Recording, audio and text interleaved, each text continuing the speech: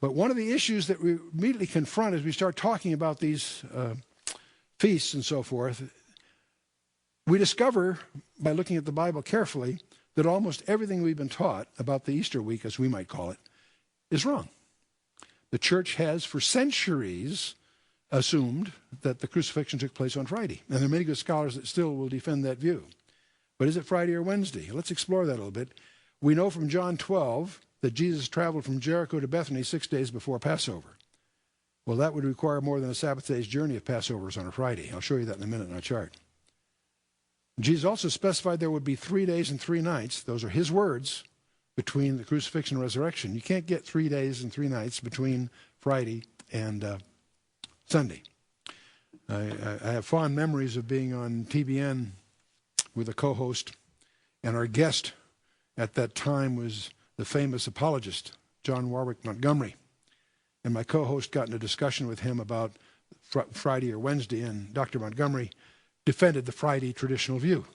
And there's by counting partial days and so forth. When he finished his little thing, I turned to my co-host with 35 million households watching television and said, you have to realize that Dr. Montgomery is an attorney, and that's the way they bill.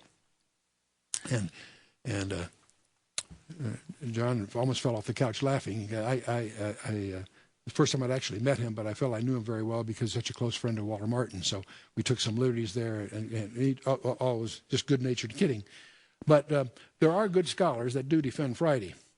But there are 3 issues here. The other one is there are 2 Sabbaths between Passover and Sunday morning. I'll show you that too. So all 3 of these things put together suggest strongly that Jesus could not have been crucified on a Friday. That's the point of it, of all this. And in Matthew 28, verse 1, your English Bible says, when the Sabbath was passed. That's a mistranslation. If you look at the root text that many Bibles will be footnoted in, is the word of Sabbaton, which means it's a plural noun, that there are 2 Sabbaths, at least there's a plurality of Sabbaths between Passover and that Sunday morning. But so the Feast of Unleavened Bread, which is one of the 7 high Sabbaths each year, intervene between Passover and Shabbat. So let's take a look at this. This is a little sketch, if I may, of the 14th, the Passover, which is the pivotal feast, the first one we're going to tackle here, is nailed to the calendar as being on the 14th of Nisan on the Jewish calendar. Now, if that's the case, then we know. Let's take a look at the presumption that the 14th was a Friday. Well, then John 12, verse 1 says, Then Jesus 6 days before Passover came to Bethany. He's in Jericho getting to Bethany. And 6 days, that's about a 20-mile walk, by the way. But he's 6 days before Passover. Well, if that's true, 6 days before Passover, if Passover is on a Friday, then that would turn out that he did that journey on the 8th of Nisan, which would have been, on this reckoning, a Shabbat. 6 days before Friday is a Shabbat. Now, could a Orthodox Jew go more than a Sabbath day's journey on Shabbat? No. So all that tells you is that particular year, that particular time, the 14th could not have been a Friday. Okay? It just doesn't work. You with me? Okay. So the 8th of Nisan, that year, could not have been a Shabbat. Something else we have, looking at this from another point of view, in Luke 19 we have recorded the triumphal entry. Jesus arranges this ride on a donkey, from Bethany up over the Mount of Olives into Jerusalem. Very pivotal event in history because 5 centuries earlier, the angel Gabriel had told Daniel the very day that he was to do all that. So there's a big issue here that we'll try to skirt around right now for this review. In Luke 19, you'll find the triumphal entry mentioned. Now, turns out he did that on the 10th of Nisan. That was the same day that the Passover lambs are presented to the priests for inspection. The day that on the 10th of Nisan is when the Passover lambs that are going to be offered on the 14th are inspected to make sure they are without blemish.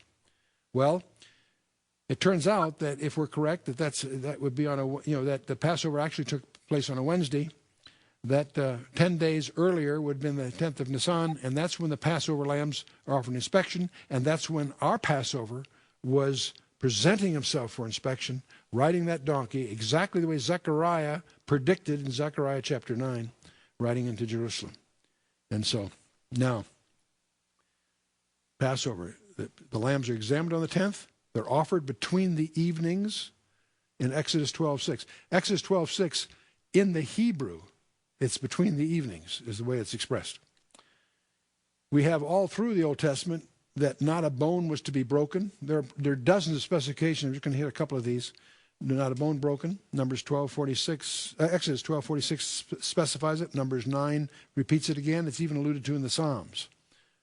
And Jesus, of course, is our Passover.